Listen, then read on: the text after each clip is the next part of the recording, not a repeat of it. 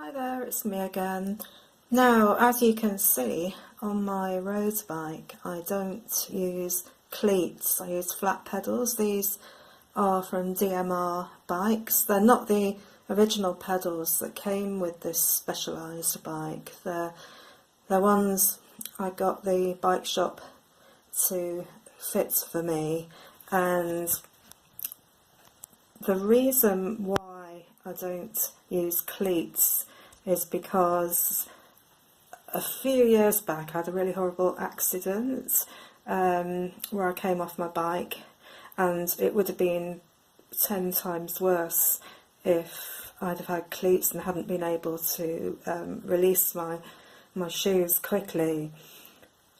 What actually happened was my beloved husband was cycling with me. We were cycling near the east coast on the way back from Bridlington, and he overtook me and accidentally cycled into me, and our bikes got tangled up, and him, and he's a big bloke, and his bike, and it's a heavy bike, both landed on top of me and my bike, and I headed for the tarmac very, very fast. And luckily I was wearing a bike helmet, so it wasn't as bad as it could have been. I mean, I didn't break my nose, but what I did break was my elbow, and I also herniated a disc in my spine, and the two together meant that I was off the road and horizontal for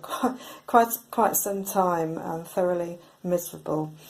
And so that is the reason why I don't use cleats, because I have this fear of not being able to get off my bike fast enough in the event of an emergency. Got these really good spikes. Can you see them?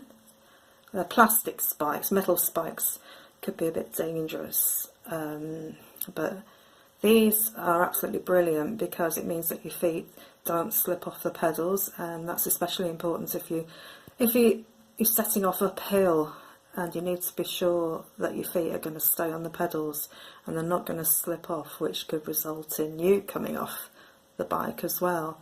So these are really, really good. I really like these pedals, and I would insist on these pedals on any future bikes.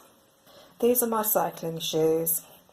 They're a cheap brand from Sports Direct. So I've actually got two pairs of these. The reason I've got two pairs is firstly because I like them so much. They're incredibly comfortable. And secondly because if I'm cycling in the rain and these get wet, and despite wearing so-called waterproof shoe covers, I have ended up with reservoirs of water inside my cycling shoes.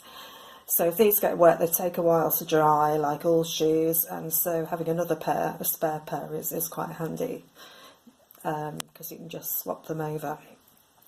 And they have, you can remove these two screws if you want to use them with cleats.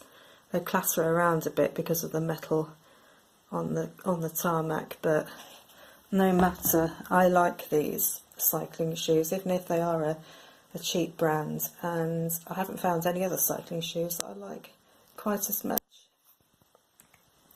Here's the thing, on the subject of having bike accidents, I'm always surprised at how many people cycle around without a cycling helmet, or they think because they're cycling somewhere like, I don't know, a seaside promenade or a tiny lane or even off-road, that they won't need a helmet because, you know, it's a nice easy-going path or something like that.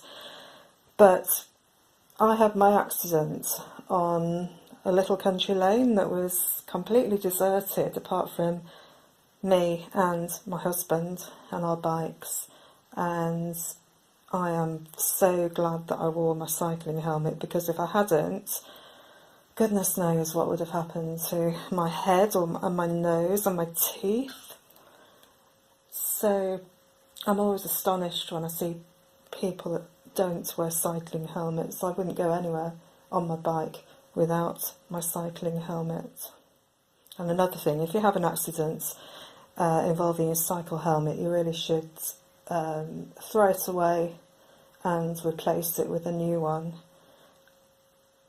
I threw mine away, took it to the tip, but I cut off the fastenings so that no one could use it because, you know, like a motorbike helmet, it could be damaged, which means that it might not offer the same protection in an accident. Okay, so that's me, my pedals. Thank you very much for watching. Bye for now.